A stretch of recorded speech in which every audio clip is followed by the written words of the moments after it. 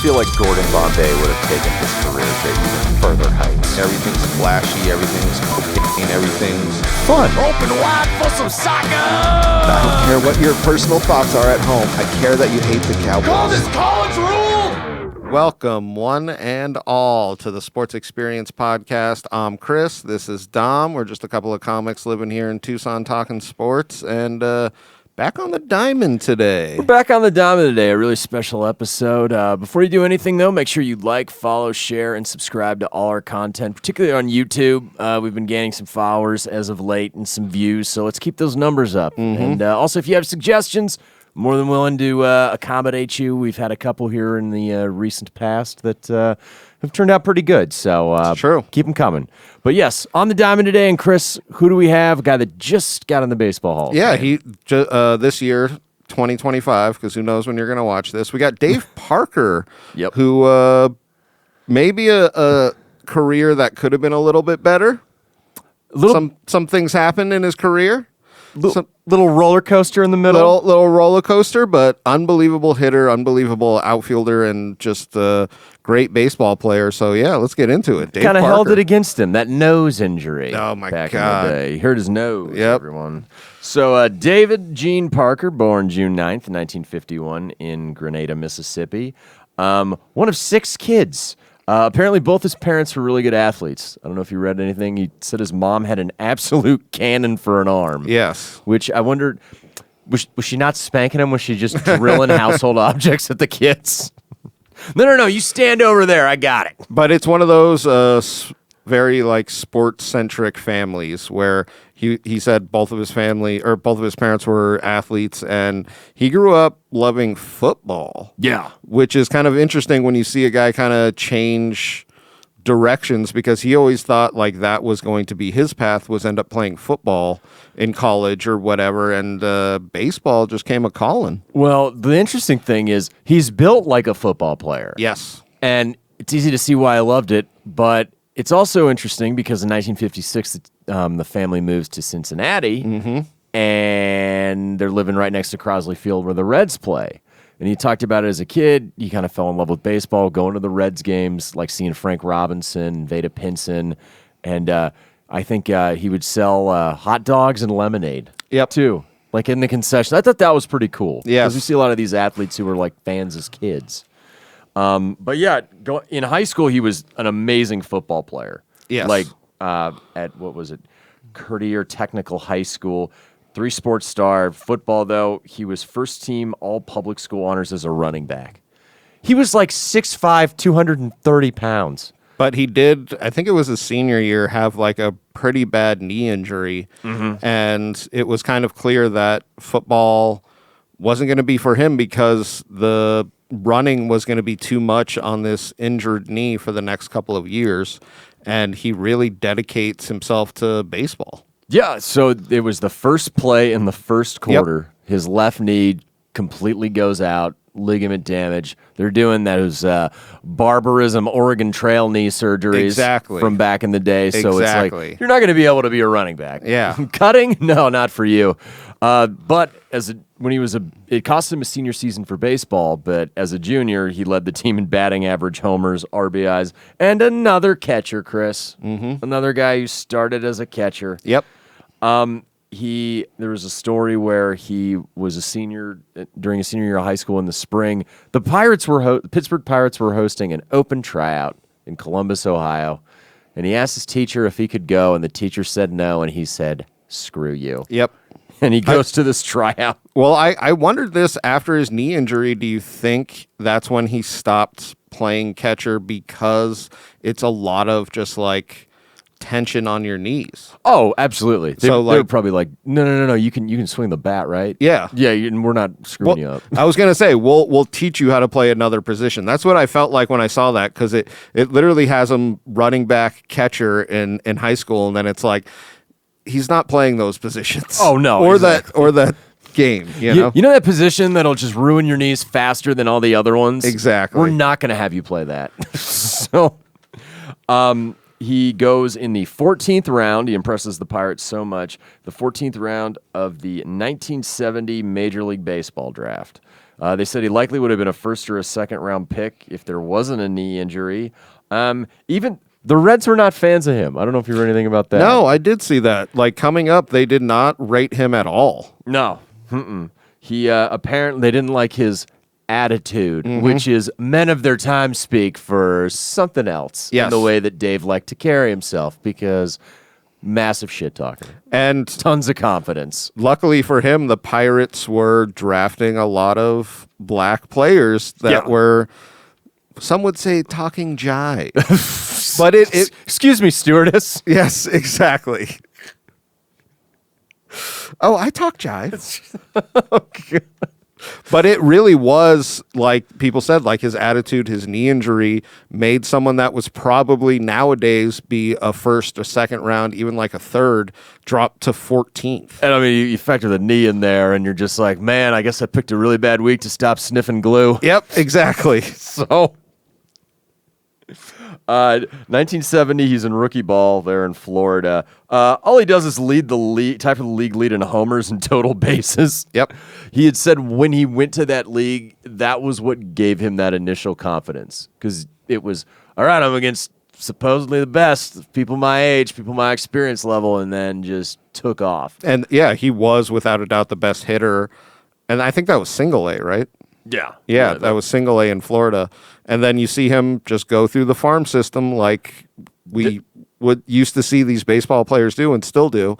And yeah. 71, he's in Waterbury. Yep. Not Tim Robbins' grandma, it's Happy Gilmore's grandma. Oh, there. damn. Dressed up as Gene Simmons. Well, of course she's dressed up as Gene Simmons. I like Kiss is they're near the height of their stardom.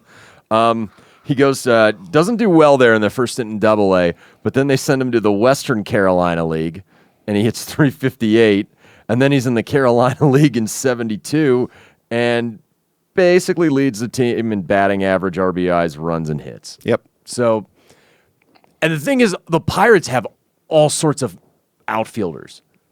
Like, so they're kind of not even ready to bring him up, not because he's not good, but because we have a stacked roster. Yeah. I think this is right before Clemente dies. Yes, I think so. So he was missed out on the home run title on the Triple Crown by one.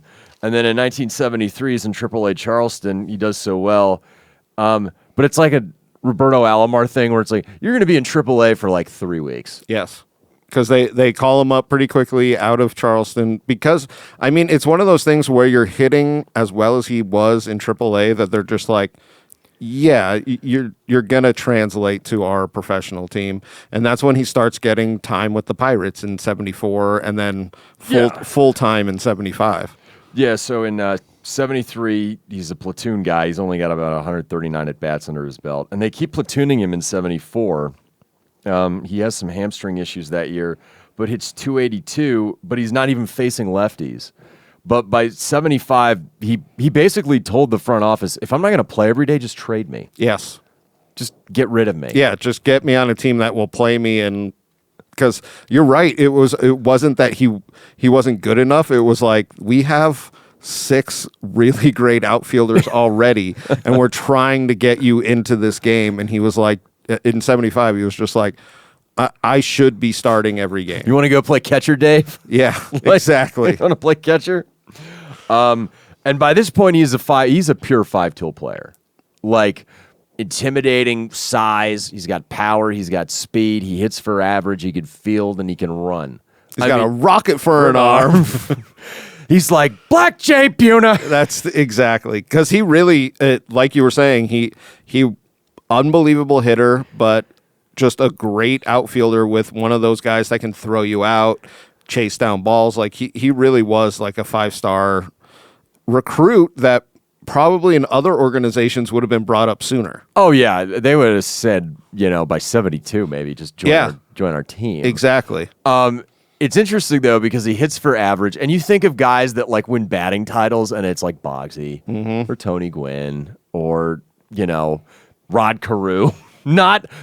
Just gigantic human beings. Yes. Like hitting for average. But 75, amazing.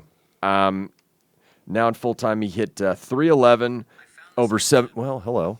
He had Over 75 and 76, he hit 311, had 63 doubles and 38 dingers, and they make the playoffs that year. Or in 74, they had lost to the Dodgers, and in 75, they lose to the Big Red Machine. Yep. 76, they don't make it, but now we're entering, I think, the years where this is why he's a Hall of Famer. Mm-hmm. Like, this is why. Like 77, 78 is when he becomes top 3 in a ton of batting statistics for like, I don't know, 8 years. It's interesting because Triple Crown, but like you see the decline, and we'll get into it, where I wonder if he could have done it for like 12 years. Yeah. But, because this is right when they hired a mascot, a parrot. He's a pirate parrot. He's a pirate parrot. It's two of them, or a parrot pirate. There you go. Depending on who you're talking to. But and you can kind of see this at this point where you're like, ooh, those are those early cocaine days where you're just hitting them and you're chewing greenies and you're just, living your life. Wait, you mean all that tissue paper in the locker room wasn't for masturbating? That's correct. So 77, he makes his first All-Star game. Yep. He wins a Gold Glove out there in right field. Got an absolute rocket for an arm. Yep. As you described. Wins the batting title. Hits 338. Leads the NL in hits with 215. 21 dingers, 88 RBIs. He had 26 assists from the outfield, I read. Jesus. So he really is the complete player at this point. And then we see that in 78 where he becomes NL MVP. Yeah. He also, I don't know if you saw anything about this, June 30th of that year, they're playing the Mets. He's trying to make a score a run to tie the game at the bottom of the ninth. I pulled this highlight up because I was like, fucking wild. Well, it's one of those things where you're like, hold on, he fractured his jaw and cheek, and then you're just like, oh, I see. They don't have those plays anymore. So it's a play at the plate, and he crashes into the catcher, and I mean, it's brutal. The Pirates manager, Chuck Tanner, said it was like a railroad accident. Yeah. Because John Stearns had played, I think, college football. So it was two very large men coming at each other. And apparently Parker told Chuck Tanner, if I can see, I can play. So they sent him out there in a goalie mask at the beginning. Yep. Which, look this up on the internet, fantastic. Mm-hmm. My first thought when I saw it was like, oh, it's Black Friday the 13th.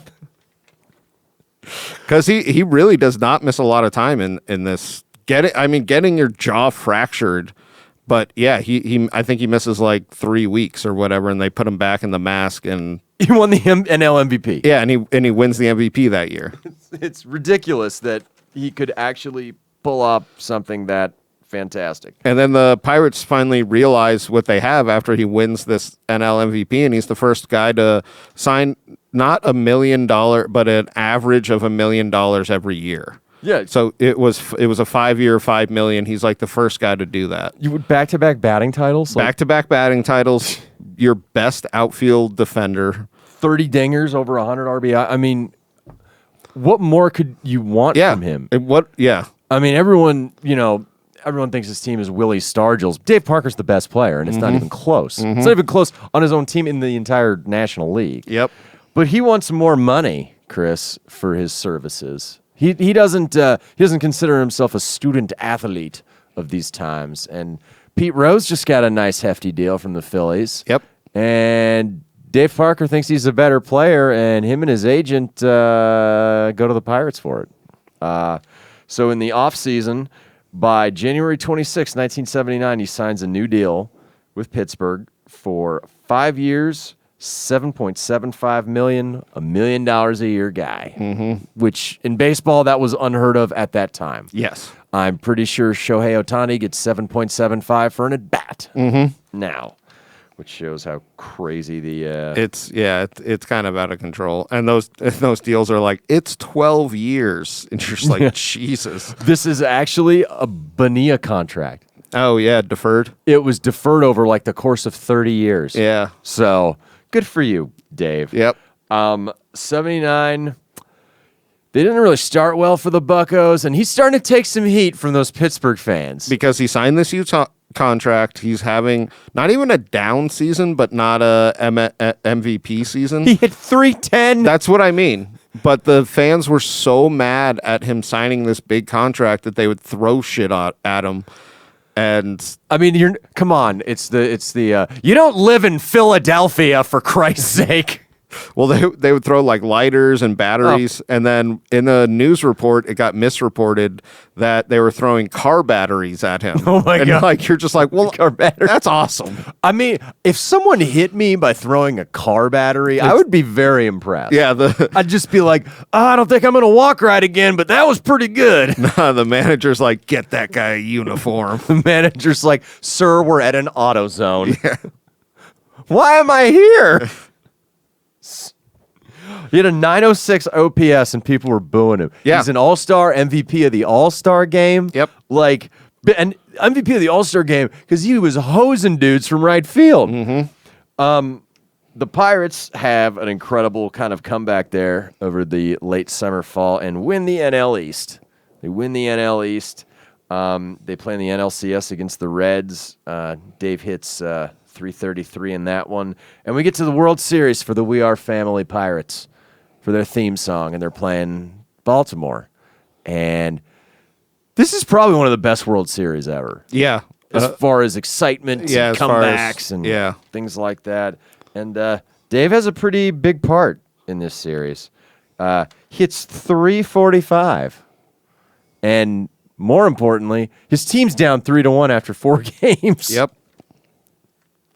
But they have an incredible run in games 5 and 6, and then in game 7 they end up winning 4-1. And he's a world champ. He's literally checked off every box. Which less than 10 years in. I can't even imagine if you're one of those fans at the beginning of the season throwing stuff at him, and then it's like Homer just being like, the Isotopes, they're a bunch of bums. Bums, they're in the World Series. Okay. Go Topes! Yep, you just back out. Because it really is like that. They hated him after he signed this big contract, brings home a World Series with a. Well, he brings home a World Series, and you know what else he does? He sits out the parade. Oh, If you saw that. Yeah. He was like, I'd go for my teammates, but I'm not going there for you guys. Yes. And none of his teammates were like, no, that's probably a bad choice, Dave. They're like, oh, yeah, no, we get it. Yep. Like, we get it. But world champion, and you're thinking, this is it. He's going to be Clemente level for this franchise. Mm-hmm. Wayner level, Wagner level. The next 4 years are a complete and total fucking nightmare for Dave Parker and the Pirates. Because this is when injury starts to come into play. Him getting injured, he'll start gaining weight here and there. And this is when cocaine became a huge problem for him. Yeah, hurt my nose. Hurt his nose. He had to go to rehab. My dad said you ruined baseball. I already know I'm not going to like you. Yeah. But it's interesting to see such a slump, which happens in some of these guys' careers. But so over the next 4 seasons, he plays in only 423 games. 67 and 81, that's because of the strike. 73 and 82. And over this span, while he hits 280 and is over 200 RBIs, the Pirates suck. He's making the All-Star team in 80 and 81, but the team's not doing well. Fans are pissed. In 1980, a guy, like you said, threw a battery at him. July 20th at a home game. He got in some money trouble where he stiffed a landscaper $9,000 for work done on his house. oh yeah, And his wife was sick of the adultery and cruel and barbarous treatment, so he got a divorce in there too. It's not looking good for Dave. no, It's not looking good for Dave. And then at this time, before I get into that part, the knee goes in this window. yes, Like, you'll never have him winning Gold Gloves in right field again. no, Like, he'll play there, and to his detriment, that's how tough he was. He would play through injuries most guys would sit out. couldn't. Yeah, And it's not just his knee. I think his thumb ligament in there, too, and a hamstring and an ankle. It's just it's the a lot. worst. Yeah, it's a lot of injury. Yeah. Oh, man. It's what was it? There was a good quote, I think, from the one of the Pittsburgh sports writers. He said, "For the money David Parker makes, he owes the entire Chuck Tanner, his teammates, and Pirates fans more than first place in a Goodyear blimp look-alike contest." Which is crazy because he's still a great player, but there's just so much hate coming towards him from Pirates like fan base. And that Sports City has their priorities so fucked. Yes. I don't remember Dave Parker wandering into restrooms.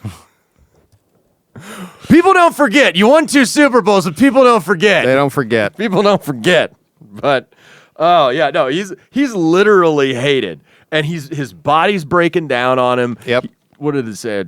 Torn cartilage in his right wrist. 83, he's had it. I mean, he's had it, and the Pirates are done with him. The team's even talking about like suing him to get money back from this contract. Mm-hmm. And at that point, you were like, "Well, that was a shooting star. He's never coming back." Yes, exactly. Especially with the injuries, because this is by the time the drug use kind of is coming out. Yeah. So unless I can't remember if it's official, but there's like all these rumors. Yeah. So obviously, other teams, GMs talk to each other. And you're really thinking like, oh, this guy might not even play. You know what I mean? Like, if he might sign for somebody, but it's just not. He's not going to be the same player ever again. But then he signs with the Reds. Yeah, they had this re-entry draft. I guess the way the free agency worked. It was the Reds and Mariners were the only 2 teams who took a look at him, and thank God the Reds did. Yep. Because if he had to go to a crappy team like Seattle or somewhere else like he's not familiar with, and also that added incentive of just shoving it up the Pirates' ass. Yes. And it's his hometown. Yes, this is really where he fell in love with baseball, was in Cincinnati and watching this team. So, like, to go back there and revitalize your career is pretty awesome. So, in 1984, he signs a 2-year deal. It's a young team, too. Mm-hmm. So, he's coming into a place where there's a lot of good young players and are starting in the farm system, things like that, like Eric Davis, Barry Larkin, Paul O'Neill as well, Chris Sabo and those goggles. But he really, I think in this Red span, he really understands what it is to be like a veteran on the team. Like, I've won all this. I get how to like. Well, he's seen some shit. He's seen some shit. He's the Murtaugh of the Cincinnati Reds. He's seen a parrot do cocaine in a Pittsburgh bathroom. He saw the pirate parrot do cocaine off the Philly Frenetics, whatever his parts are called. Exactly. In a bathroom. So, 84, he hits 285, 16 dingers, 94 RBIs. 1985, you could make the argument, should have won a second MVP. Yes. Should have won a second MVP. Because he ends up finishing second, right? Yeah, he hits 312, 34 dingers, 125 RBI. Leads the NL in RBIs, and he's, 35, 36 years old? Over 40 doubles. But I think the reason... He also won the first home run derby. Yeah, the first one ever. He won the home run derby in 85. This year is when the drug trial and the depositions and everything drops. So this is when all of this becomes extremely public, and they're going through this trial. He testifies. He's one of the players that gives up a portion of his salary and does, I think, 100 hours of community service. Yeah. So like he definitely. This is him paying for what happened in Pittsburgh to not get this second MVP, which he probably should have. And then you also see like, oh, this is the player that we remember. Yeah, no. And the Reds were projected to be like terrible, and I think they finished second that year in the NL West. Yep. So it's overshadowed by the drug trial, but he definitely needed to get involved. Like as far as like, what do I have to do? Let's get back to playing baseball. Yes. I'd read that he started experimenting in Venezuela in 1976. He said he used it consistently from 79 to 82. And then he said he stopped because his game was slipping. But yeah, that's a super easy drug to quit, Dave Parker. Yeah. On your own. Yeah. Congratulations. Well, I feel like also you could see it being like, well, the hammer's coming down. We all need to clean up before we get to this trial, which he did. Why is my nose always bleeding? I don't know, Dave. I don't know. I don't know. Chasing that white horse. You'll catch him one day. So, yeah, 86 is when he serves his suspension. Yep. He's an all-star again in 86. It's 273. He's hitting 31 dingers, and he's 36 years old. Yes. That's the other thing is because he spent a lot of time in the minors, some guys are 30, with 9 years under their belt, and he's still doing it at like 36, 37, and we see him play for a while going forward, which I thought was interesting because like you were saying, right after he gets the Reds sign him as a free agent, a lot of people are like, yeah, he'll be a utility player. Like, yeah, we're not really looking at him to be like a huge portion of like a important part of a good team, and he's just like, no, I'm still great. Yeah, like I can hang around with the best of them. Yes, and all the younger players. Eric Davis has talked about what an impact he had on his career. Mm-hmm. Barry Larkin talked about what an impact he had on his career. Like showing dudes this is how you do it the right way. Yep. And if you're a man, Pete Rose had even talked. He's like, I should have given him half my salary. Yeah. But Pete, you might have got it back. You wouldn't have gambled it away. Maybe he wouldn't have spent it on haircuts, Pete, but he wouldn't have gambled it. That's true. Oh God. 87. He has 97 ribbies, but the A's are gave it away. The Reds are trying to like make postseason runs, and they need pitching, and they need to get younger. But the A's need some veteran leadership because they're almost there. And they're a really young team, and they know what a glue guy he is in this. Glue guy. I love that I know. term. He's a glue guy, a sniffing glue guy, guy, pulling stuff apart glue guy. But he is that veteran you want because he's not one of those salty veterans. He's one that's like, no, I'll help these young players.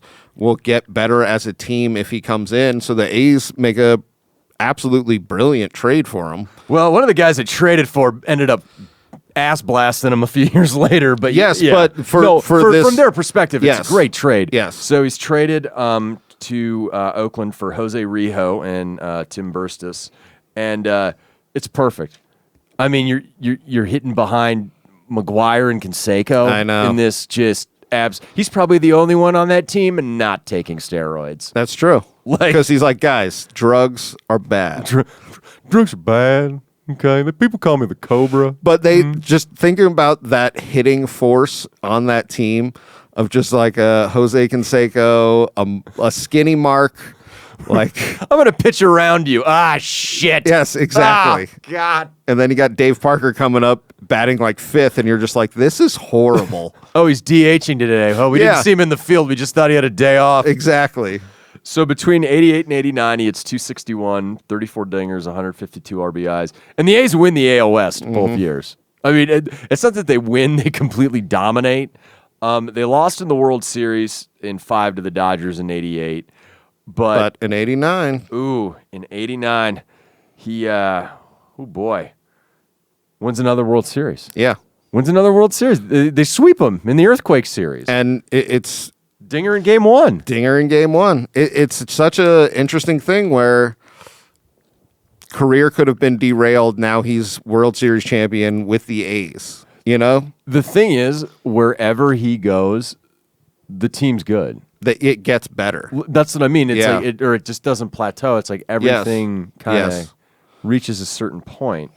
After that season, he signs a 2-year deal with Milwaukee because they have young players like Gary Sheffield and such. And he makes the All-Star team at 40. As a DA, that's incredible. I mean, you see guys playing that far into their career, but they're not putting up numbers like this. Exactly. All-star numbers at 40 as a DH. Like, his hitting kind of never really dropped off like that. No, he hit 289, 30 doubles, 21 dingers, 92 RBIs. Yep.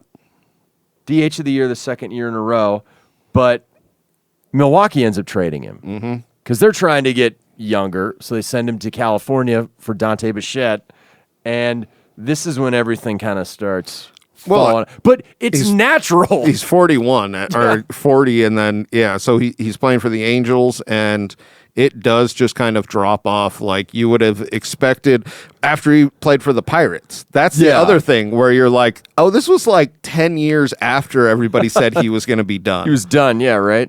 Oh, God. So plays 111 games, hits 232 with 11 dingers. He's released in September and then finishes up with the Blue Jays. Yes. And ends up calling it a career. Didn't really stick around baseball too long after that. He was a base coach for the Angels, and then he was a hitting coach for the Cardinals and Tony La Russa in the late 90s. But he managed Popeyes franchises. Yes. Which is pretty awesome. Yeah, he bought into Popeyes franchises, and I imagine made $1 billion off those chicken sandwiches. So. I mean, they're delicious. Here's my question, now that he's retired. Do you think he would have been considered, not even make the Hall of Fame, but considered if his career really declined after in like 83 when he started to have that decline? No, not at all. I don't think so. I think people would have been like, man, that was a great couple of years from a guy, 4 or 5 years, but not a Hall of Fame type guy. But then you see him really do great at the Reds, A's World Series champion. Like, there's things that happened after that where he cleaned up, and you're just like, he should have had a second MVP. From 85 to 90, that's what gets him in. Yes. You start the conversation with everything he does in the late 70s. Exactly. But then 85 to 90, you go, this guy can play. Yeah. This guy's elite. You just wonder, what would these stats have looked like if his body doesn't give up on him from about 80 to 84? Mm-hmm. We wouldn't even be having this conversation about just recently elected to the Hall of Fame. No, yeah, exactly. He would have been in years ago. So in 2013, after it is basically the media reports, he's diagnosed with Parkinson's, which is pretty fucking terrible. Yeah, it's horrible. Watching that documentary made me very sad because you see what was taken away as far as, but he's still there. Like, he's coherent enough, and he kept going through almost like the McGriff thing. It was every year where you're like, why isn't this guy in the Hall of Fame? Yes, no, seriously though, and I do think there was a lot of that to do with, like, he was in this drug scandal. He was not maybe the nicest person to baseball reporters who for some reason get to vote for this, but like stuff like that. You know what treatment he's getting? He's getting the Hernandez treatment. There is no other reason why he's not in. Yep. And he was nice to the media. Yeah, he was nice to the media, but at the same time, it's like they're just not. They're like, we're going to punish you and let you in later in life. Yeah, we're going to let you in after a debilitating terminal illness takes your body. Exactly. Like, with Pete Rose that we're seeing now. But on July 27th of this year, he will enter the Baseball Hall of Fame due to a vote from the Classic Baseball Era Committee, which, good on you, Cobra. This should have been done 20, 30 years ago. Yep. Honestly. Finished his career with over 2,700 hits, 339 dingers, almost 1,500 RBIs. He was a career 290 hitter. That was what I was like most impressed by. I didn't think it would be that high. Yeah. I knew he won the batting titles, but what was it? When the leaves are brown, I'll be winning the batting crown. That's what he said. That's awesome. But MVP, 7-time All-Star, 2 batting titles. I mean, come on.